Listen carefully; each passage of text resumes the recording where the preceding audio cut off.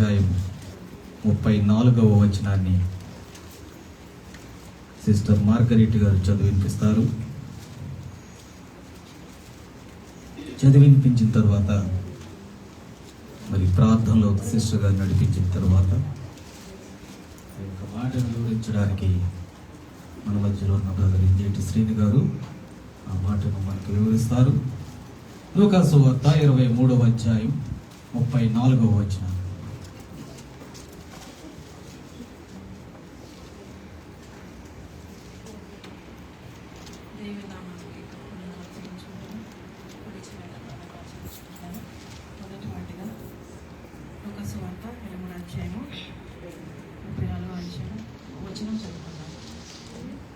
యేసు, తండ్రి, వీరేమి చేయుచున్నారో వీరెరుగను కనుక వీరిని క్షమించమని చెప్పెను.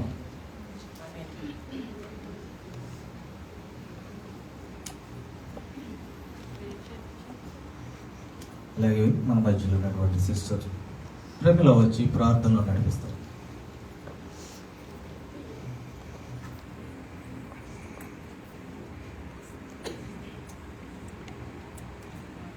దేవుడు నమ్మకం మహిమకరంగాక దేవుడు మన కొరకు సిలువలో పలికిన మాటలు మొదటి మాటను బట్టి ప్రార్థన చేసుకున్నాం. మమ్మల్ని మిగిలిగా ప్రేమించిన మా ప్రియ పరలోకపు తండ్రి, నీ ఘనమైన శ్రేష్టమైన అతి ఉన్నతమైన అతి పరిశుద్ధమైన నామమున ప్రభువా, వేలాది వందనాలు తండ్రి, స్తోత్రం నా ప్రభువా. ఇంతవరకు నీ కృపలో మమ్మల్ని అందరూ భద్రపరిచి నిన్ను స్థుతించడానికి ఆరాధించడానికి ఇచ్చిన తండ్రిని బట్టి నీకు వందనాలు తండ్రి, స్తోత్రమయ్యా. ఇదిగో నా ప్రభు శుభ శుక్రవారంలో నా ప్రభా మా సంఘంలో 7 బిడ్డలు అడిగిరు నా ప్రభా. 7 మాటలు నీ పవిత్రమైన మాటలు పలుకుచుండగా నా ప్రభా, వారికి కావలసిన నా ప్రభా ఆత్మీయ శక్తిని నా ప్రభా మీ పరిశుద్ధాత్మతోడు వారికి తోడైంది. మాకు కావలసిన వ్యవహారం వడ్డించడానికి సహాయం చేయండి అయ్యా. మొదటి మాటను బట్టి నా ప్రభా మీరేం చేయించినారు, వీరు కనుక వీరిని క్షమించమని నా ప్రభా ప్రేమతో మమ్మల్ని క్షమించిన దేవానికి వందనాలు తండ్రి, స్తోత్రం అయ్యా. పరిశుద్ధ నీకు వందనాలు తండ్రి, స్తోత్రం అయ్యా. నా ప్రభా ఈ మాటను ప్రభా శ్రీ నా ప్రభా వివరిస్తూ ఉండగా ప్రభా బిడ్డ కావలసిన మంచి ఆరోగ్యం ఆత్మశక్తిని ఆ బిడ్డకు దయచేయమని సమస్త భారాలు మీ చేతికి అప్పగించుకుని వేసే పరిశుద్ధనాన్ని బట్టి అడిగి వేడుకొని ప్రార్థన చేస్తున్నాం నా పరమతండ్రి.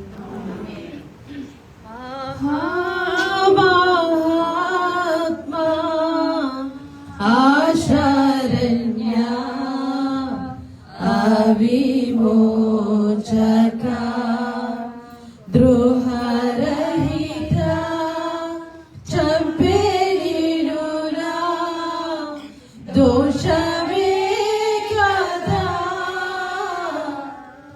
ఆహా మహాత్మా ఆశరణ్య అవిమోచక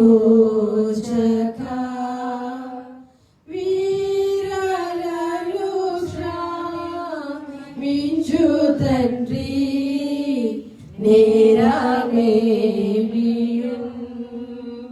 కోరి తిట్టులా నిన్ను చంపు క్రూర జనులకై ఆహా ఆత్మా ఆశరణ్య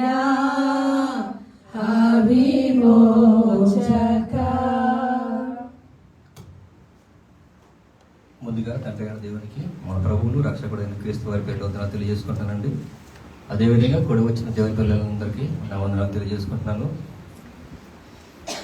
ఇది నాన్న గుడ్ ఫ్రైడే పురస్కరించుకుని శుభ శుక్రవారం నాన్న ప్రతి సంవత్సరం మనం ప్రభువారు సిలువలో పలికినటువంటి అమూల్యమైన పవిత్రమైన మాటలను ధ్యానించుకుంటున్నాం. వాటిలో భాగంగా నాకు ముందు ఇవ్వబడినటువంటి మొదటి మాటను కొద్దిసేపు మనం పరిశీలన చేసుకుందాం. వాక్య భాగంలోకి వెళ్దాం. లూకాసు వార్త 23వ అధ్యాయం 34వ వచనం.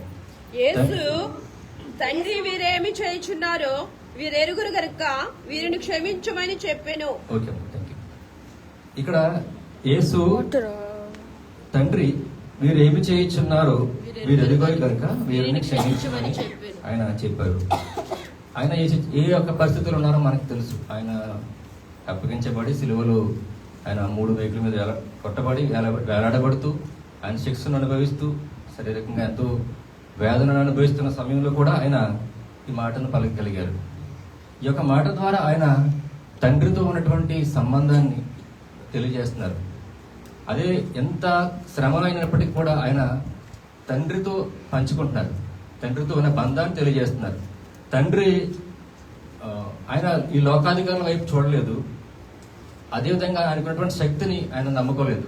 ఆయన ఒక మాట సెలవిస్తే గాలి తుఫాను కూడా నిమ్మలమైనవి. ఆయన మహాశక్తివంతుడు, ఆయన లోకాలను కలిగజేసిన మహానుభావుడు. అటువంటి ఆయన శక్తిని కూడా ఆయన నమ్ముకోలేదు. కేవలం తండ్రి అన్న దేవునికి ఉన్నటువంటి బంధాన్ని మాత్రం ఆయన చూపిస్తున్నారు. అదేవిధంగా ఆయన ఎంతో శ్రమను అనుభవిస్తున్నప్పటికీ కూడా క్షమించమని అడుగుతున్నారు. అదే మనం ఆ పొజిషన్లో ఉంటే కనుక తండ్రిని ఏమడుగుతామంటే శిక్షించమని అడుగుతాం, మనలో క్షమించమని అడగలేము. ఎందుకంటే మనలో అంతా ప్రేమ పరిపూర్ణం కాలేదు. ఆయనలో ప్రేమ పరిపూర్ణమైంది. ప్రేమ ఫలమే క్షమాపణ అని మనం తెలుసుకుంటున్నాం. అయితే మరి ఆయన పలుకుతున్న మాటలు అంతర్యం ఏంటి? ఇప్పుడు తండ్రి వీరేమి చేయుచున్నారో వీరు ఎరగారు కనుక వీరిని క్షమించమని అడుగుతున్నారు. అంటే వారికి తెలియదా? అంటే వాళ్ళు చిన్నవారేం కాదండి. వాళ్ళు ఆయన సిలువకు అప్పగించిన వాళ్ళు శాస్త్రులు, పరిసయ్యులు, గొప్ప పెద్ద జ్ఞానులు, ధర్మశాస్త్రాల పండితులు. వాళ్ళు కేవలం ఈర్ష్య చేత ఆయనని అప్పగించారని వాళ్ళకు తెలుసు.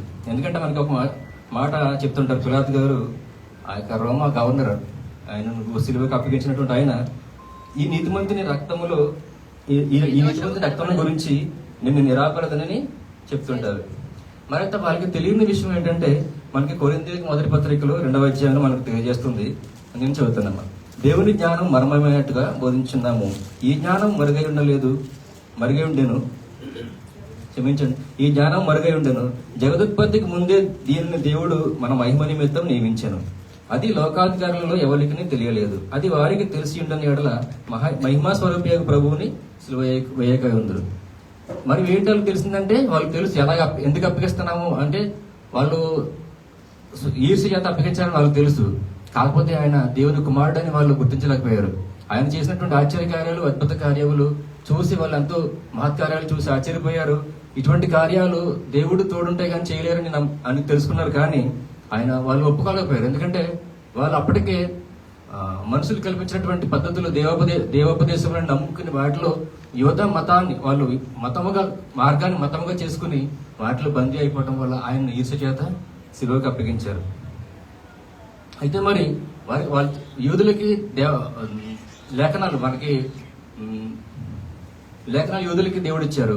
అయితే ఆ లేఖనాలు వారు పరిశీలించకపోవడం వల్ల ఆయన దేవుడి కుమారుడని గ్రహించలేకపోయాడు. ఆయన అనేక మంది ప్రవక్తలను పంపించి మీ కొరకు కుమారుడు అనుగ్రహించబడతారని ఎన్నో ప్రవచనాలు వాళ్ళకు ఉన్నాయి. అబ్రహాం గారికి ఇచ్చినటువంటి ఒక ఆశీర్వాదం కూడా అదే. ఆదికాండంలో మనం చూస్తాం 26వ అధ్యాయం మనకు కనబడుతుంది. నీ సంతానం వలన భూలోక సమస్త వంశములు జనములు ఆశీర్వదించబడతారని చెప్పేసి మనకి దేవుడు అబ్రహాంను ఆశీర్వదించినప్పుడు తెలియజేశారు. అదే విధంగా మనం గలతీయుల పత్రికలో చూసుకుంటే కనుక ఆయన సువార్త ప్రకటనలో కూడా ఆ విషయాన్ని రూఢిగా వాళ్ళు తెలియజెప్పారు, సువార్తను ప్రకటించేవాళ్ళు. గలతీయులకు 3:16 కూడా మనకు కనబడుతుంది. అబ్రహామునకు అతని సంతానమునకును వాగ్దానములు చేయబడను. ఆయన అనేకులను కూర్చి అన్నట్టు నీ సంతానములకు అని చెప్పక ఒకరిని కూర్చి అన్నట్టు నీ సంతానమునకును అనెను. ఆ సంతానము క్రీస్తే. వారికి తెలియదంటారా? వారికి ఒక కుమారుడు పుట్టబోతున్నాడు. ఆయన కన్య గర్భవతి కుమారుడు పుడతాడు. ఆయన యోధ వంశంలో పుడతాడు. దావీదు సంతానంగా, అబ్రహాం సంతానంగా యోధ గోత్రంలో పుడతారని తెలుసు. అయితే ఆ సమయం రానే వచ్చింది. ఆయన ప్రభు అయిన యేసుక్రీస్తు గారు వాక్యమైన దేవుడు భూమి మీద శరీరధారి ఆయన వసించడం చూశారు. అయినప్పటికీ వాళ్ళ నేత్రాలు ఈ యొక్క మత్తులు వాళ్ళకి వాళ్ళు గుర్తించలేకపోయారు. అయితే ఆయన ఎన్ని శ్రమలు అనుభవించినప్పటికీ కూడా సిలువలో వాళ్ళని క్షమించమని అడిగారు. కానీ ఆయన మనం అయితే పగ తెచ్చుకుంటాము. ఎందుకు ఆయన క్షమించమని అడిగారంటే పగ తీర్చుట నా పని, మీరు కేవలం ప్రేమించండి, క్షమించండి అని దేవుడు చెప్పారు. తండ్రి ఏం చెప్పారంటే ఆయన పగ తీర్చుట నా పని అని చెప్పారు. అందుకని ఆయన శక్తివంతుడైనటువంటి శక్తి కలిగినటువంటి ఆయన కూడా పగ తీర్చుకోకుండా ఆయన దేవుని తీర్పుకి అప్పగించారు. అయితే ఆ సమయంలో ఆయన వాళ్ళని శిక్షించవచ్చు. ఆయన కన్యారం చేస్తే ఎర్ర సముద్రం వచ్చి వాళ్ళు ముంచి గలుగుతుంది. లేదంటే కనుక భూమి నెరలుగా విడిచి వాళ్ళని శిక్షించగలుగుతుంది. కానీ శిక్షించి ఆయన అక్కడ అపరాధిగా ఆయన తీర్చబడలేదు. కేవలం అందుకే యూదుల అధికారి కూడా నిరపరాధని చెప్పి ఆయనకు మంచి సాక్ష్యం కూడా చెప్పారనమాట. అయితే మరి ఇప్పుడు ఎందుకు వాళ్ళకి మనం ఇప్పుడు అలాగా యూదులు ఎలాగైతే మర్చిపోయి ఆయనను సిలువకి అప్పగించినప్పటికీ ఆయన క్షమించి ఆ యొక్క బాధ్యతను ఆ యొక్క తీర్పును దేవునికి అప్పగించారు. కాబట్టి అందుకనే యూదులు ఆయన అప్పగించిన తర్వాత ఎవరైతే సువార్తను నమ్మారో, సువార్తను ప్రకటించినప్పుడు నొచ్చుకుని హృదయంలో మారుమనసు పొంది నొచ్చుకుని నమ్మారో వారు రక్షించబడ్డారు. ఆయన గుర్తించడానికి కూడా యోహాన్ గారు ముందుగానే ప్రవచించారు. యోహాన్ గారు ముందుగానే అరణ్యంలో ప్రకటించారు, ఈయన దేవుని కుమారుడు, ఈయన లోక పాపను మోసుకొని పోదు దేవుని గొర్రెపిల్ల అని ఎన్నో ఆయన సూచనలు చూపించారు. ఆయన సరే నమ్మలేదు. కాబట్టి పిలాతు అన్యుడైనటువంటి పిలాతే ఈ నీతిమంతుని మరణం నాకు పాలు లేదని చెప్పి చేతులు కడుక్కున్నాడు. కానీ ఈ యొక్క దోషం మా మీదనే మా పిల్లల మీద ఉండమని యూదులు కోరుకున్నారు. అదేవిధంగానే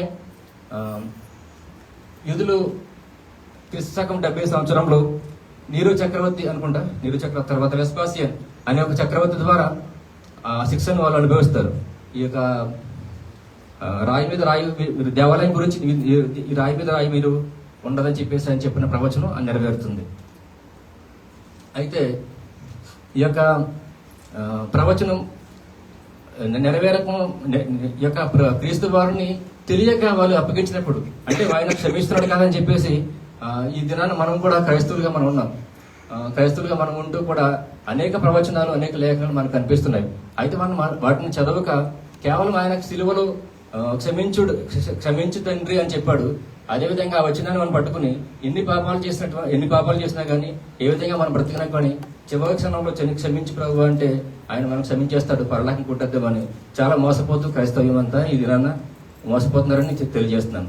అయితే ఎప్పుడు క్షమాపణ అంటే తెలియక చేశారు కాబట్టి వాళ్ళు లేఖనాలను పరిశీలించక తెలియక ముందు చేసినటువంటి పాపాలకి క్షమాపణ ఉంది. అది ఎంతవరకు అంటే ప్రభువైన యేసుక్రీస్తు వారి సిలువలో మరణించేంత వరకు.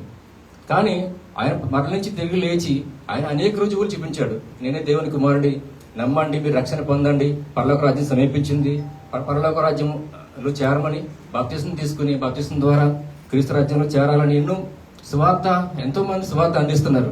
అయితే ఇప్పటికీ కూడా మనం ఆ సువార్త యొక్క విలువ తెలియక, ఆయన యొక్క మరణాన్ని యొక్క విలువ తెలియక, మనం కూడా ఆయనను తెలుసుకోలేక, ఎలాగైతే నమ్మకుండా యూదులు పాపానికి శిక్షకు గురయ్యారో మనం కూడా ఇప్పటికీ కూడా కేవలం ఆచారబద్ధంగా కానీ మాత్రం బ్రతికితే మాత్రం ఆయన దేవుని కుమారుడు నమ్మకుండా ఇప్పటికీ పాపాలు కంటిన్యూ చేస్తూ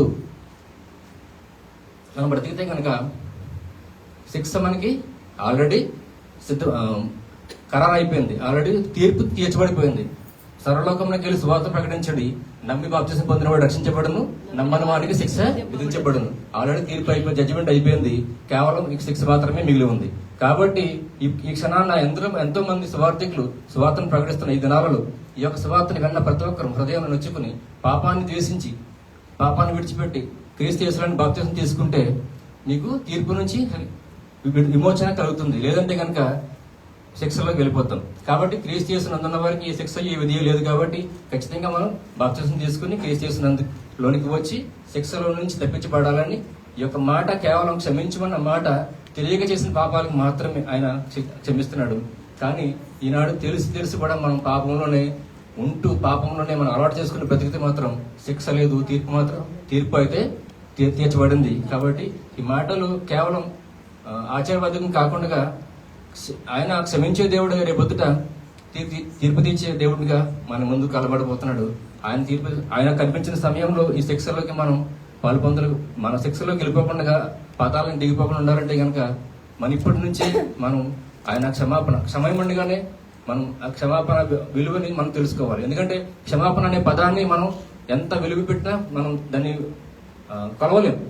క్షమాపణ అనే ఒక పదాన్ని ఒక రాసులో పెడితే ఈ రెండు పక్కన ఎటువంటి విలువైన వస్తువులు కానీ ఎటువంటి పదాలు వేసినా కూడా మనం దాన్ని సమానంగా తోగం. ఎందుకంటే క్షమాపణ అన్నది మన యొక్క పాపాల నుంచి క్షమించగలిగినటువంటి దేవుడు, అంత గొప్ప పదం అనమాట. కాబట్టి దీన్ని చాలా సింపుల్ గా ఆయన ఎటువంటి పరిస్థితులను మనకు సమీక్షిస్తారని మోసపోవద్దు, నమ్మి బాప్తిసం తీసుకుని రక్షణలోకి రావాలని కోరుకుంటూ ఈ యొక్క చిన్న మాటలు ముగిస్తున్నాను. అందరికీ ఉన్నాను. Thank you.